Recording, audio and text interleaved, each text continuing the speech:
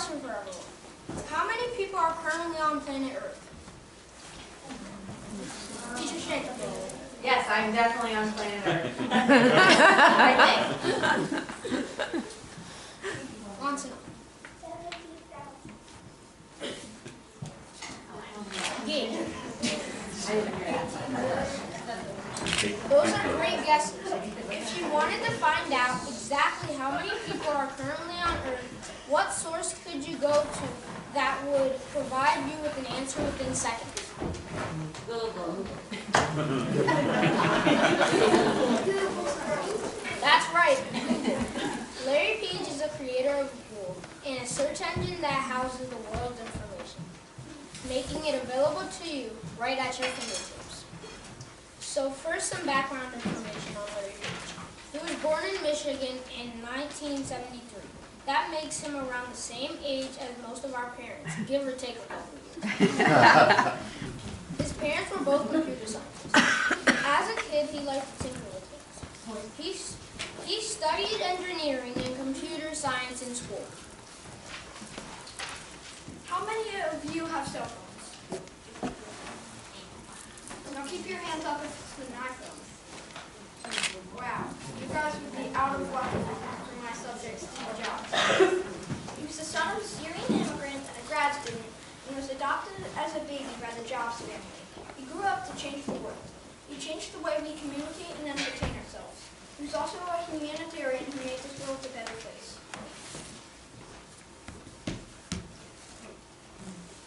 Here are some of the things Larry Page created. Google, the world's largest database. Google Earth, an app that allows you to go anywhere on Earth, anytime, virtually. Google Docs, thanks to Teacher Angela, we are all familiar with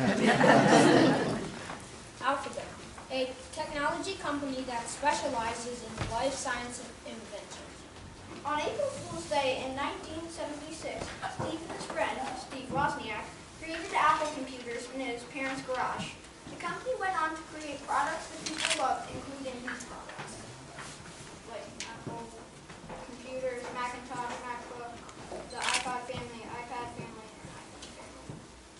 There are three main areas or industries in which Larry Page has revolutionized. They are information and how we access it, communication, and technology. With apps like Google Hangouts, we are able to come together and connect despite distances and time constraints. So, for example, Henry and I could decide on a time to both go on Google Hangouts, and together, using Google Maps, we could take a virtual trip to Antarctica. The self-driving bike, which will be available on April 12th this year. Please God. A disabled veteran who doesn't have legs can actually enjoy a bike ride on his or her own. Also, and this is a true story, a doctor in Boston was able to save a dying man's life by using Google Glasses to access his medical records in seconds. Instead of her old leather-bound Britannica encyclopedia, my grandmother can now get access to accurate information in seconds. In fact, on a daily basis, there are over 3.4 million Google searches in a second. Steve Jobs created personal computers such as Apple, an Apple II, Macintosh, MacBook, and Next. People liked them because they were very easy to use. The iPod. The amazing thing about the iPod was that it could hold lots of songs on a small device, and the iPod Touch can run apps.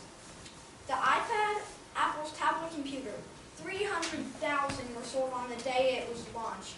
iPhone, the most popular phone of all time, as many of you may know.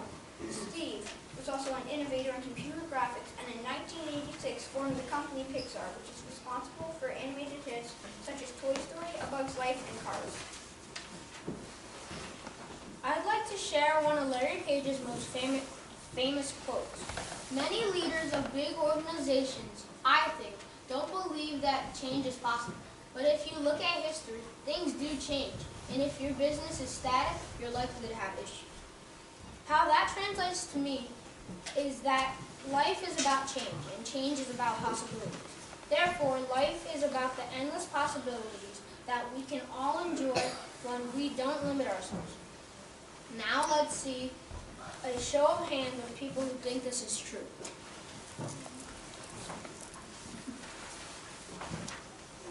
Many people don't know that Steve Jobs was also a humanitarian.